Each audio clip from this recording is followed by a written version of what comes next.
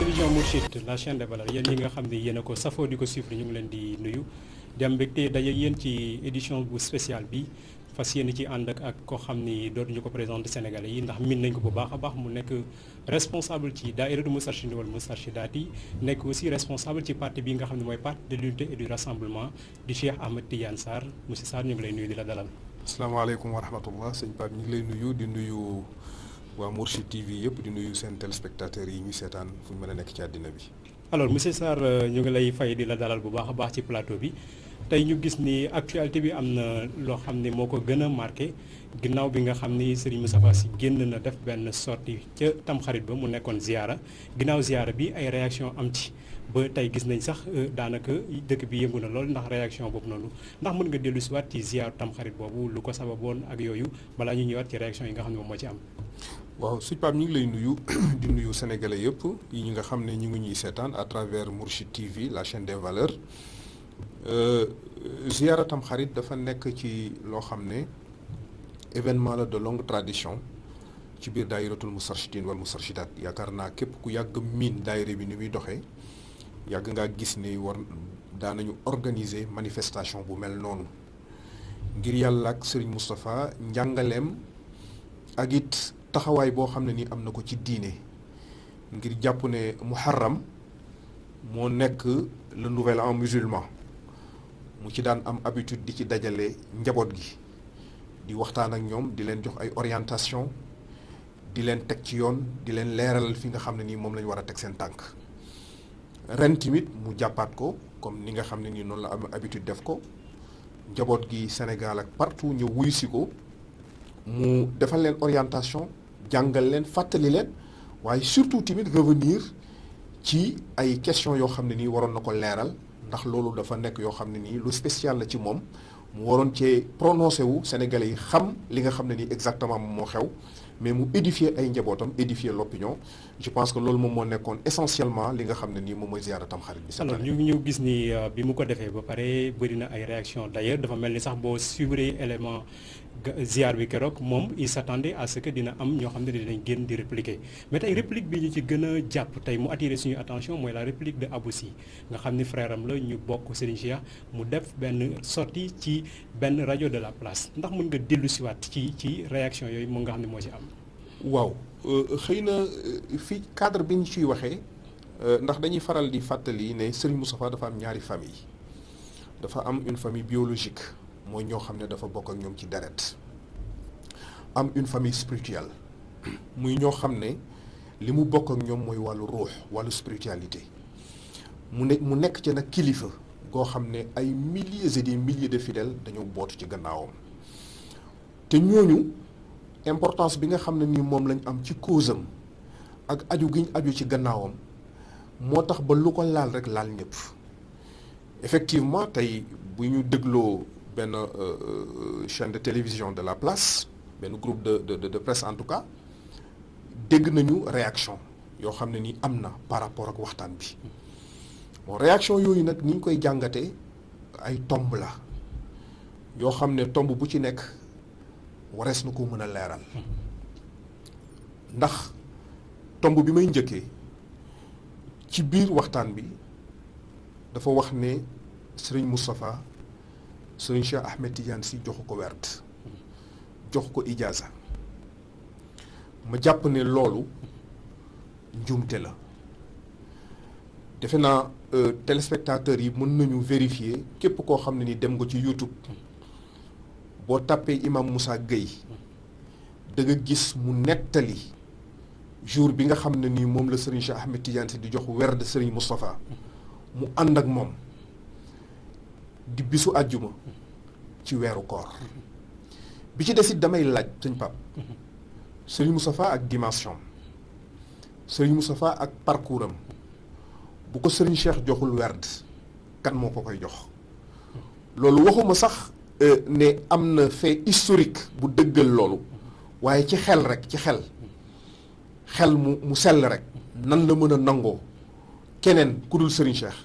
jox Serigne Moustapha werd. en tout cas histoire wane na ni Serigne Cheikh ci sortie yi nga xam ni def na ko bu ci mel ne bu foire moom déclaré na officiellement que Serigne Moustapha yaa ma gënal sama bakkan. waaw loolu danaa ci ñëw sax danaa ci ñëw mais xam nga sëriñ bi ci boppam ci biir tarixa bi ñu nekk dafa am lu ñu tuddee ijaaza mooy li nga xam ne moo lay may nga mën a joxe werd. moom am na benn cousinam bu ñuy wax soxna Kiné Duudu bi mu waree jël werd sëriñ Cheikh nijaayam la ndax doomu soxna Zeynabu la bi mu tollee ci jël werd moom daf ne kenn rek moo koy may werd muy sëriñ Moustapha ba sëriñ Cheikh sax dégg naa di ko tooñ ne ko kon de xanaa da nga tax ñu gaawal sa càmmin defal ko li ñu ko war a defal ngir mu mën la may werd. moo tax boo ñëwee ijaaza sëriñ Moustapha li mu ciy bind moom ijaaza bi muy joxe waxu mën a moom am na ijaaza waaye day joxe ijaaza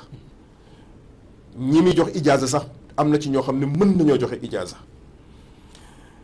gis nga da ngay dégg moom bu bindee ijaazaam te loolu c'est important parce que problème mu silsila dafa am solo ci biir tarixa bi ñu nekk. effectivement. da ngay dégg muy wax ne kama adina lii walidi wa murabbi wa qudwati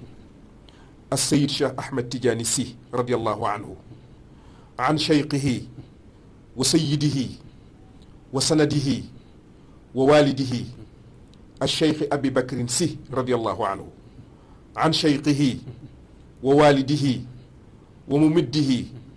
al-imam al-haaji Malik ibn Ousmane radiyallahu anhu anhuma an shaykhihi wa xaalihi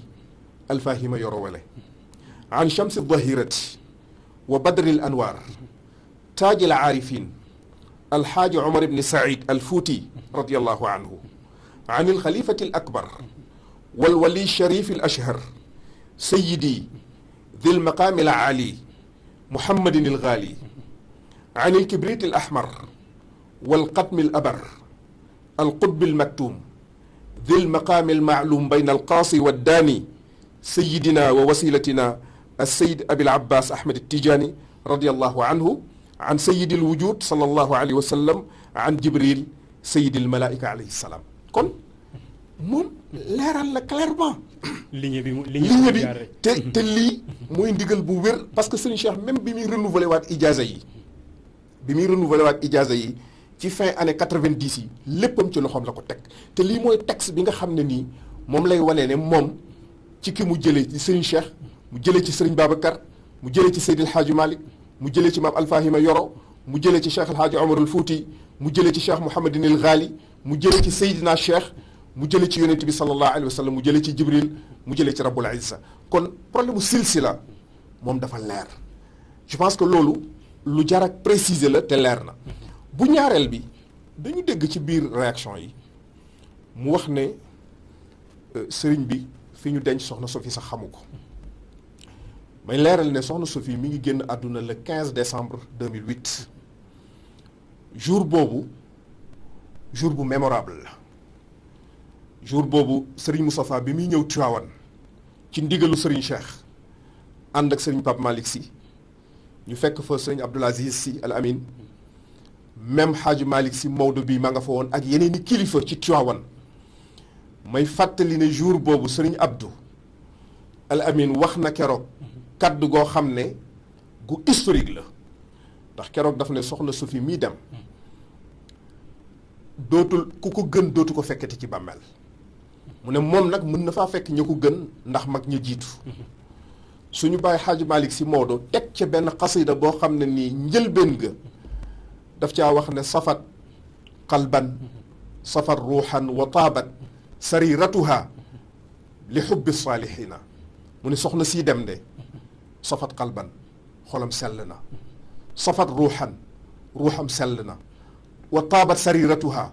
biiram laab na li xubbi saalihiina ngir sopp ju baax ñi loolu moo tax mu wax sa keroog daal ne looloo tax mu mën a jur al murshid Cheikh Mouhamadul Moustapha Sy kon defe naa jour boobu te may leeral aussi ci diggante boobu ndax sëñ Moustapha ku fonkoon soxna Sophie la soxna Sophie dafa daan wax ne xol bu sedd doy na ñaan xol bu tàng doy na ñaan mu ne ko waaye yow si suñu xol tàngul ci yow dafa sedd ci yow loolu defe naa mooy shahada muy seede bi gën a wér ci mbégte ak ngërëm loo xam ne nii way juróom wu jigéen am na ko ci moom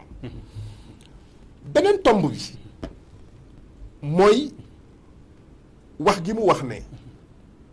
Serigne Cheikh dafa dàq Serigne Moustapha ba pare rëbb ko man may wax ne baatu rëbb ku toll ne Serigne Cheikh ci dimension humaine am voire humaniste man gëw ma ne dana rëbb mbindeef mu yàlla bind waxantuma la ak muy rëbb doom ju gën ci doom yi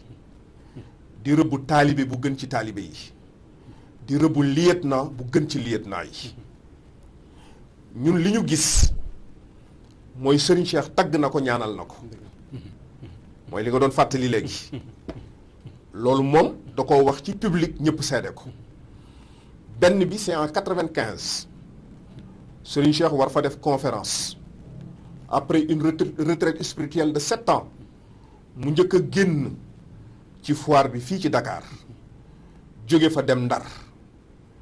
bi mu ñëwee Ndar Serigne Moustapha jëlal ko hélico mu jóge Dakar ñëw Ndar bi mu defee conférence bi bay dem loolu ñëpp mën nañ ko seetaan ndax lu amul seede baaxul mu téye ci loxoom ne ko sagal ngeen ñu yàlla na leen yàlla sagal kooku benn la bu ñaareel bi en 1999 fii ci foire Serigne Cheikh def conférence ba pare daal ne ci biir conférence bi mu ne Serigne Moustapha ñun ñu joxe suñ bakkan moo ñu gënal ñu bàyyi ñu sacrifier la ndax yow laay yaxantoo ma yaakaar ne nag loolu tegtal la ci baay bu am fierté ci doomam sëriñ bu am fierté ci taalibeem kilifa gu am fierté ci njabootam kon donc moo tax wax ju mel noonu bu jibee woroo ak ñun li nga xam ne ni moom lañ dégg Serigne Cheikh wax ko dana ñu jaaxal loolu moom tax aussi ñu apporter ci clarification yooyu. alors mais damay jàpp ni aussi ci rencontre boobu am na beneen élément boo xam ne Serigne Cheikh wax na ko élément boobu moom mooy permettre sax man moom mën a daal di poser question bi nga xam moom laa la bëgg a laaj ndax Serigne Cheikh wax na ko tu as des ennemis tellement mesquins. mais tey gis nañu ni attaques yi bëri na ci kaw Serigne Moustapha réaction yi am te ñuy tudd sax ay problème de terrain ay problème mu suuf yoo xam ni moo nekk à la base est-ce que réellement dafa am loo xam ni moo nekk à la base te ñu mën ci teg loxo mu nekk ay problème mu suuf ak affaire bi naka la demee réellement. waaw Pape c'est-à-dire que xam nga lu yëngu lu nekk la ko yëngal la ko ëpp doole parce que li xew lépp am na fu mu déparé muy biñ ne suba la korité dafa am benn góor gu baax bu ñuy tuddee Katim Touré dëkkoon ca Saalum jóge Saalum ñëw Tiwaawan ci loxo sëñ Babacar Sy radiallahu anhu ba sëñ Babacar jóge fi mu nekk ci loxoy Serigne Cheikh ak Serigne Abdou ba ñëw ci loxo Serigne Moustapha seen ànd rafet muy góor gu baax gu sell gu ñëpp xam ci taxawaayam mu génn àdduna biñ ne suba la korité Serigne Moustapha joxe ndigal ne bu ñu waree bu ñu jullee korité ba pare nañ ko yóbbul Tiwaawan ci biir këram ñu denc ko fa keroog bi ñu koy yóbbu Tiwaawan mbooloo ko yóbbu ñu sang ko jullee ko ci teewaayu ay junniy nit ñu denc ko ñu toog teg ci 21 jours ñu ordonné exhumation corps boobu nit ku tedd kooku ñu exhumer ko baatu exhumation Pape defe naa ci Sénégal ku ko dégg sa yaram dafa war a daw mais xam nga lan mooy problème bi événement bu mel noonu am fi boroom xam-xamu diine mi nga xam ne jàng na karaama muy tedd nga bi yàlla jox doomu aadama wala xad karram naa bani aadam wa xamalnaahum fi l barri wal bahr wa razaqnaahum min altayibat wa faddalnaahum ala kathirin min man xalaqnaa tafdila te doomu aadama buy dund teraangam muy dignitéem dañ ko war a sàmmal bu faatoo dañ ko war a sàmmal yonent bi sallallahu alayhi wa sallam yaa ma ko gën a xam bu daan gis néew day jóg taxaw ngir màggal bakkan benn bés toog na ñu romb ko néewu yahut mu jóg taxaw saxaaba yim dendaloon ne ko xanaa xamoo ne kii yahut la mu ne waaye xanaa bakkan la kon doomu aadama bu mu mënta doon am na teraanga kon li war a exhumer doomu aadama pour génne ko warul nekk caaxaan te ça a été fait nag ci benn légèreté boo xam ne nii bu extraordinaire la faf ka ñu exhumer moom bañ koy denc am na certificat bu wane ne dafa faatu gannaaw feebar clinique ba mu faatu bind ko que ñu exhumé am na këyit boo xam ne nii autorité compétente yi joxe nañ ko ne war nañ koo denc muy permis d'inhumer kon où est le problème fañ ko denc boroom lew na ko ndax yor nay këyit yu dëggal ne moom foofa. alors justement foofu moo am polémique parce que ñu ngi wax ni am na këyit ñee aussi ñu ngi wax ni ñoom moom terrain bi problème mu terrain bi nan la demee. gis nga problème mu terrain bi li ci Serigne Moustapha leeral keroog doy na sëkk am na détails yoo xam ne du ma ci dugg ndax ñi nga xam ne ñoo koy saytu ñanga ca mais li wér mooy terrain bi depuis 82 la mu nekk droit réel yoo xam ne nii yu Serigne bi la bàyyikaatim fi ñu ko denc mu nekk ci biir propriété Serigne Moustapha te foofu dañ ko ériger en lieu de culte kon problème amul foofu mais Pape li ñu war a posé wu question mooy lu toll ne exhumation am ci réew mi maa ngi ko doon wax sànq boroom xam-xamu diine déggoo mu wax xëy na peut-être dégg nañ ku mel ne Oustaz Iran Ndaw mu wax ci ak réaction yi ci juddoo mais déggoo benn organisation de défense des droits de l'homme boo xam ne nii dénoncé na exhumation bi mënoon nañ leen a comprendre ñu ne bu fekkee ne procureur a ko ordonné ñu déglu ba xam exhumation bi ndax dafa jaar yoon wala jaarul yoon. d'ailleurs procureur daf daan d'habitude ci cas yooyu di def point de presse. kenn déggul mu def ko. kenn déggul benn organisation. du Amnesty du beneen organisation de défense de droits de l'homme boo xam ne nii dénoncé nga loolu. déggoo aussi benn intellectuel bu ci wax. léegi nag loolu doo xam ba xam complicité du silence la. wala silence coupable la doo xam ban la ci. mais lu ci mën a am. mooy am na loo xam ne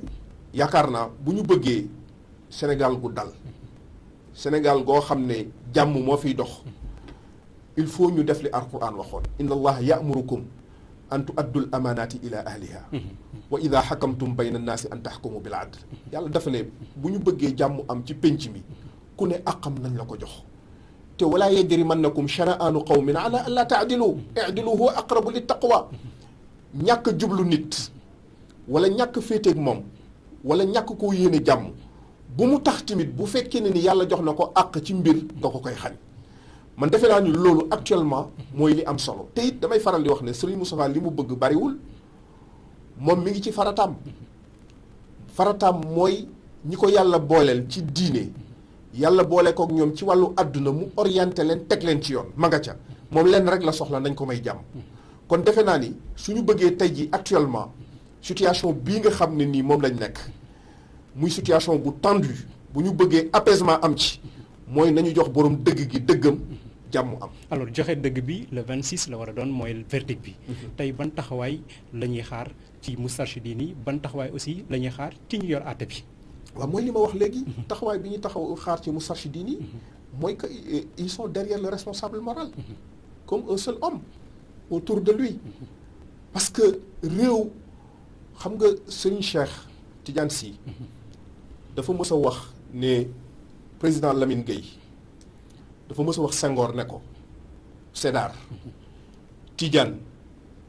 nii mu milité ci sa wàll réew mu ko defoon bëtam dootu fa xonqe waaye Serigne Moustapha li mu liggéeyal Sénégal ci yaral leen seeni ndaw ci jàngalal leen seeni ndaw ci orienté leen génération par génération réew mu nekk dañ ko war a delloo njukkal jàppale ko mais kenn waru ko faa teg coono wala bunduxataal ko wala xañ ko àqam kon donc je pense que les Moustarchidine comme un seul homme sont derrière le responsable moral te li ñuy réclamer mooy li nga xam ne nii ça leur revient de droit maintenant nag ñiy àttee aay bi ma wax sànq mooy appliqué yow ci seen kaw laa yajrimannakum shana'aanu qawmin ala an laa ta'dilu i'dilu huwa aqrabu lit taqwa Serigne Moussa nee na ki la jubluwul nee na booy sangu ci biiru ndox daf naan yaa ngi may fëndal parce que daf laa jubluwul defe naa nag li jot mooy dëgg am parce que gis nga justice ak équité surtout la justice mooy dernier rempart d'un pays